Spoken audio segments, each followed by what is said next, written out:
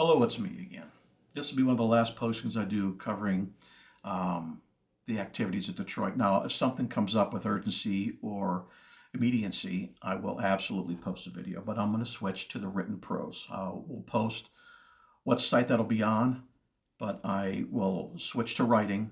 I can cover in more detail about the safety issues, how they treat the employees, harassment, retaliation, bullying, and how other entities impacted that from outside the facility. But that's what I'm going to be doing here after I post this. This post is going to cover Mr. David Foster's again. He received a call maybe around 8 or 9 in the evening from Wayne County and Delta Airlines covering the arrival of two Boeing 747-800 series aircraft to Detroit. Now, due to their size, these have ground movement restrictions at Detroit. The call was concerning an active air traffic situation, and it was conducted on an unrecorded line. Should have been on a recorded line, but it was not. It was unrecorded. In turn, Mr. Voster's called the tower on an unrecorded line. And he explained to the controller in charge the situation. The direction was not exactly in line with the LOAs and SOPs of the tower. So the CIC told Mr. Voster to have the county call on a recorded line, which they did, and the situation was resolved and handled in accordance with those documents. So one of the questions that came up was Mr. Voster is nothing more than a supervisor of the traffic management unit. He is not in the chain of command of the tower. He was never certified in the tower, never trained in the tower, and apparently not familiar with the SOPs and the LOAs.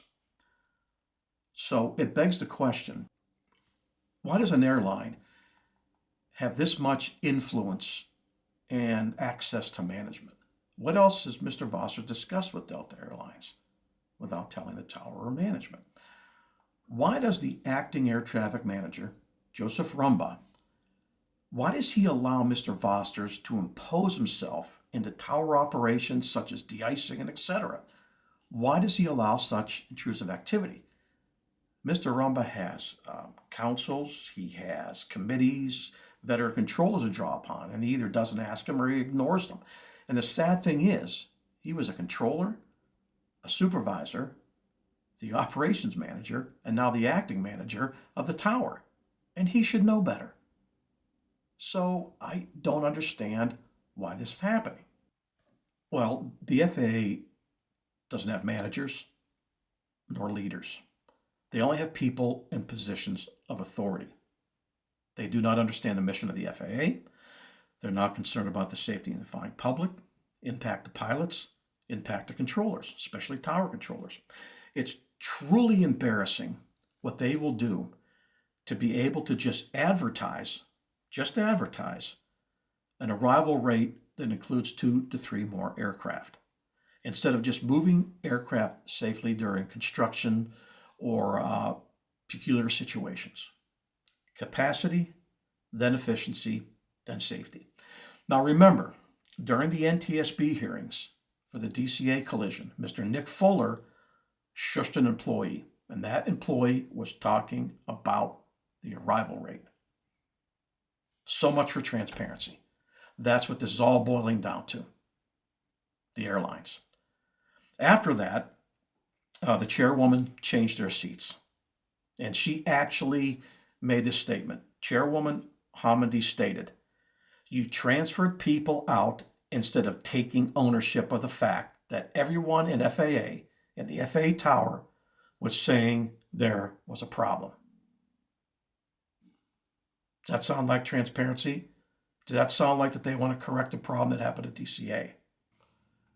The FAA can ignore recommendations of the NTSB, ignore findings from the Office of Special Counsel, and they do not answer congressional inquiries. And why? Because they're not held accountable for it. There's no ramifications, no consequences. They have no societal conscience. The only conscience they have is user, customer, stakeholder, which are the airlines. Capacity, then efficiency, then safety. It's really that simple. And given Mr. Fuller's conduct, you can absolutely see that on display. Now on to Secretary Duffy just briefly. He's making statements about a tire that's worn while you're traveling through an airport, getting onto an aircraft.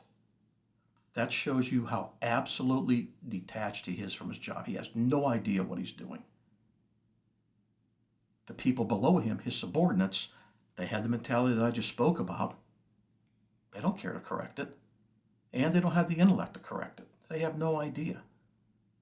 They are just nothing but in positions of authority.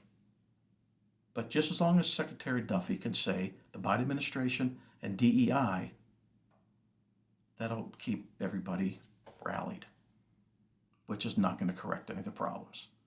And talking about somebody's personal attire while they travel is not going to correct the problems either. This problem runs very deep, from very high in the FAA, given what has unfolded in the NTSB hearings for the DCA collision. So there you have it. Everybody, enjoy your holidays and enjoy your family. And I'll put something out shortly on where I'm going to send out my written words. Take care. Bye-bye.